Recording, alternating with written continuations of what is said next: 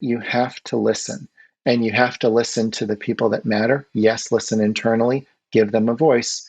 But when I came into Earnix, I spoke with everybody. I always do my road show and the tour, listening tour, finding out what the pain points are, where people think our strengths are, but immediately started targeting the market itself. Welcome to 20-Minute Leaders. Just sit back, relax, and learn from the leaders of today. It's a journey. Each one is different, unique, inspiring. Let's get started. This episode is powered by J Ventures, a community-driven VC fund in Silicon Valley, in partnership with Leumitech, sponsored by Homeward Ventures, Hippo Insurance, Upwest Labs, Synergy Global, Hillel at Stanford, Leap, Birthright Excel, Serona Partners, and in media partnership with CTech. Welcome to 20-Minute Leaders. Meet David Howland, the CMO of Earnix. As CMO of Earnix, David is responsible for extending awareness and adoption of Earnix's compelling value proposition into new and existing markets while promoting the success of its customers. Before joining Earnix, David served as CMO for Questback, followed by Longview Solutions, helping each SaaS company scale by transforming their brand, marketing, and go-to-market strategies. Previously, David led the global brand and digital marketing for Nasdaq, helping drive its growth and transition from a traditional financial services company into a FinTech pioneer. David Howland, welcome to 20-Minute Leaders. How are you? Thank you. I'm doing well. Appreciate the opportunity to chat. I'm really excited to have you here, Chief Marketing Officer of Earnix, also running the global brand of Nasdaq. All of us know what Nasdaq is today, but I wonder what it was like and what that experience was, thinking strategically through creating this global brand in the financial markets. And so we're going to have a really fun conversation. Thank you so much for coming. Tell me a little bit about yourself and what is it like being a Chief Marketing Officer, sort of as a career trajectory? So interesting. I'll start with that last question in terms of what's it like as a career trajectory. So it certainly makes sense in retrospect, but I started out as a cabinet maker in Seattle in the early 90s when Nirvana hit. So I had no intention of going into marketing, no intention of doing anything with technology, SaaS or anything like that. I was really more interested in creative endeavors and compelling experiences. And that led to, a gig in an art museum as an assistant curator, ended up going more the design route because I was fascinated always with creating, whether it's something physical like furniture, sculpture, and then into something that's more digital in terms of desktop publishing and design. And naturally, things just evolved towards doing more brand work, more creative work aligned. And it was really at Nasdaq where I had that opportunity to step in and not just run a brand. I'd done that before, but to really cut my teeth in terms of doing something that's very diverse, complex, something that has tremendous impact. Earlier in my career, I used to say I'd spend 4 hours designing something that 4 people saw. And then I got to Nasdaq, where we do things in a very agile fashion that influenced the global markets. You wake up in the morning and you have that responsibility and you're looking at all these different brands and you have to understand how are you putting these together into a coherent story. How do you go about your work with that challenge? Well, first and foremost, one has to recognize that what you think the day is going to hold is not how the day actually plays out. So you have to approach each and every day, each and every opportunity as something that is ultimately it's fungible. It's going to change. You're going to have to respond in the moment. There are always surprises. Doesn't matter how packed your meeting schedule is. There's always new things that come each and every day throughout. And what I like to focus on is a way of centering the thinking, how you bring complexity to simplicity, which is ultimately what we need to do, is to think about the market, think about the customer.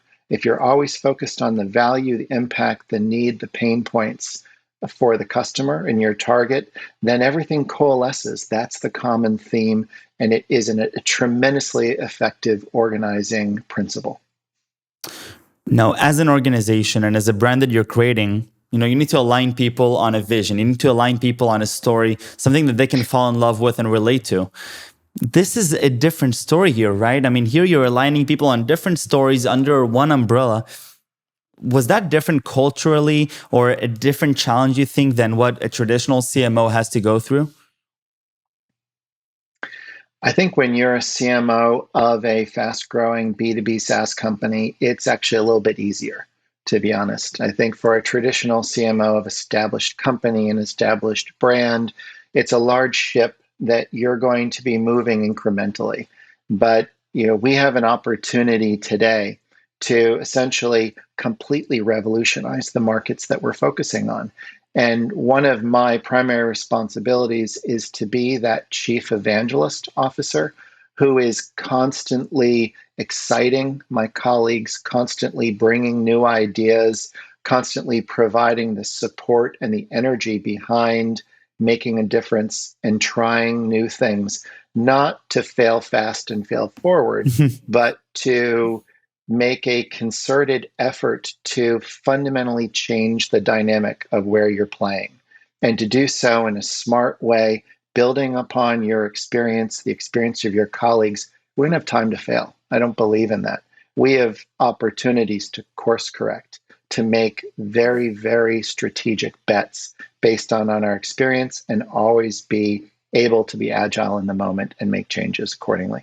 I love it. I love the the intensity, the internationality, but also the excitement with which you with like, I can hear how fun that experience was for you. What is perhaps one of the most exciting pieces of that whole journey, and let's include in that also Questback and the other positions that you've held in different organizations up until your current role at Earnix. What was the most exciting piece of your journey so far? Well, I think it's discovery is ultimately the most exciting piece and part of what I do. There is always something to learn. There's always a corner to peer around. There's always something new to become an expert at. Many years ago, when I was a creative director, I became an expert at U.S. Postal Service mailing labels. A very random thing, QR codes, a very random thing to become an expert at because that is what was required in that moment in time. And it was fascinating. Now, do I know anything about it now? Of course not, left it behind. But there's always something new to discover. And if we think about each day and each initiative as an opportunity for us ultimately to grow, and through that growth to be better at what we're going to try and accomplish tomorrow, it's a mindset. And it's something continual discovery, continual improvement, embracing the new, embracing that we all have blind spots. Everybody has them. Let's recognize that. Let's address it, and move forward. Honestly, aggressively to try and identify it. So what I'm hearing you is that part of the excitement of the journey is the discovery of entering these different organizations, diving deep into them, no matter what they do, becoming sort of an expert and owning the story of what you're building, and so that you can tell that story and figure out how to best position it. And that discovery, that maneuvering between different things is something that was really exciting for you, right? Absolutely. Everyone is trying to have impact, right? And if we can tap into our colleagues, their ability to have impact, our teams, I like to focus on supporting my team so that they know that they can take risks, that ultimately we have to take risks. We have to always be reaching, define goals that are a stretch, take risks in getting there, be smart about it, but also our prospects and our customers. They have a desire to make impact, to be a hero. How do you create the dynamics so that your prospect and your customer is the champion within their world? I love it. I love it. Fast forward to Earnix. You've held quite a few marketing officer positions until then, but today you're at Earnix. What is the current challenge that you took upon yourself? You're mentioning the excitement of the discovery. What are you discovering today with Earnix? So Earnix is just for me it feels like a once in a lifetime opportunity. We have a company that is growing exceptionally well, exceptionally fast, without the benefit previously of a best in class marketing approach. And that's simply because the dynamic before was a few really talented salespeople and leaders were able to move the company forward. Now to scale, I'm building an entirely new marketing organization. And in doing so, aligning with the market, aligning with the company, our goals, and the impact that we fully believe that we have through our potential. But what I love most about it is that it's a consolidated, shared vision of our impact in the market. We essentially are a horizontal SaaS offering. You have a digital product, you have to create a price, you want to implement that, your strategy end to end through a single platform. We can handle that. We just happen to focus on insurance and banking.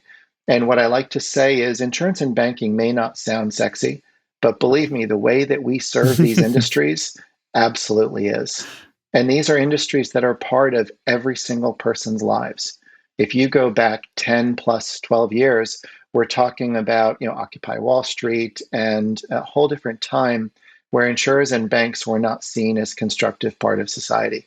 Well, these industries listened and they learned, and they've understood that not only have we had insurance and banking for thousands of years in some form or another, but what the industries have learned is that it's by serving their end customers with a individualized product with a price that aligns to their needs, not some cookie cutter approach in terms of the overall offering, that their customers are going to be happy. They're going to retain those customers for long-term value. And ultimately, Earnix is responsible for driving this. They can't do this without us. So there's a revolution that's taking place. Literally, it is a revolution. And our software and our capabilities, our expertise is at the leading edge of driving this. And that is just tremendously exciting. Take me back, or actually high, 30,000 feet. What's the pain point here? What is the struggle, especially if we're looking at banking and insurance, digital pricing for digital products? What is the struggle that we've come to, in the early 2020s that is giving Earnix a position to grow here?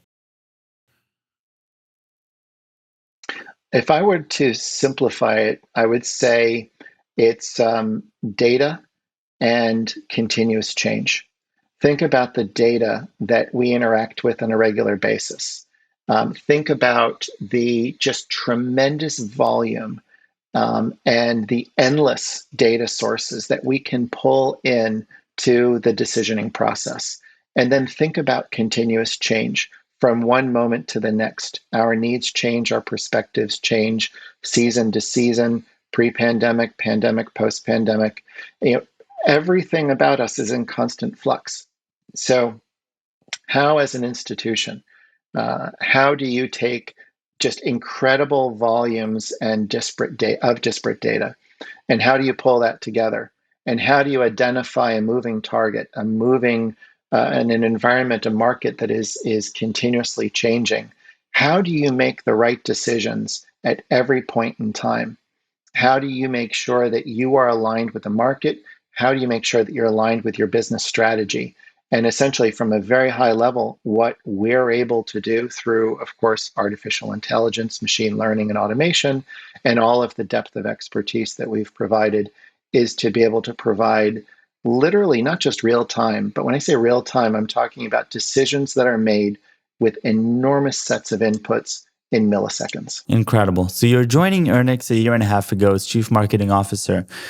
Walk me through a little bit, what's going on inside your head as you're figuring out the right story to be told. And, when you say it like this, it makes so much sense and, immediately convinced. But I'm sure that, the real conviction that you're bringing with you here and the way that you're positioning it, it takes time to evolve, right? So what is sort of the process and the journey that you go through as Chief Marketing Officer with your organization to align everybody on what you just shared with me? Well, I'll go back first to an experience that I had years ago at Nasdaq. So, major global player. While I was there, we transitioned the company. And I say we, it was the CEO led this. I was certainly a small part of it. But we transitioned the company from a traditional exchange business where the majority of your revenue is coming through transactions and data and a few things, right? Indexes, just a few things like that. But it's 80% of your business is transactional, meaning you don't control it. Markets go up, go down, volume goes up, goes down.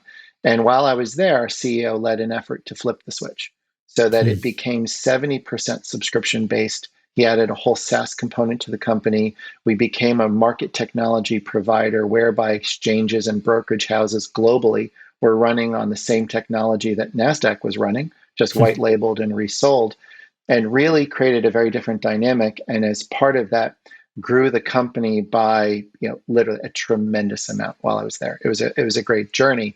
So in the latter part of my journey, we executed a full rebrand of Nasdaq. First rebrand in the company's history, repositioning of it, everything about it we changed.